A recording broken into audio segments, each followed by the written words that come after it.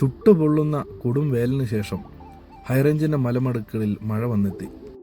Fan കറങ്ങുന്നത് കണ്ടു തുടങ്ങിയ മലയോര മക്കൾക്ക് മഴ കാത്തു നിൽക്കുന്ന വേഴാമ്പല് പോലെ ഏലച്ചെടികൾ നനഞ്ഞു കുളിച്ചു.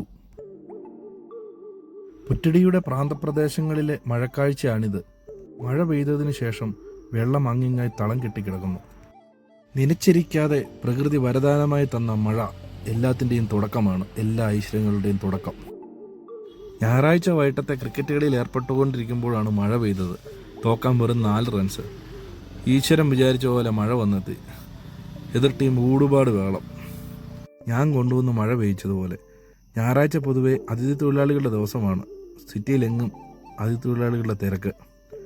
വിനോദസഞ്ചാരികൾ യാത്രയാകുന്നുണ്ട് അങ്ങോട്ടും ഇങ്ങോട്ടുമെല്ലാം. സിറ്റികൾ ഒഴിഞ്ഞു തുടങ്ങിയിരിക്കുന്നു. മഴ ആസ്വദിക്കാനാണോ അതോ പരക്കം പാച്ചിലിനാണോ?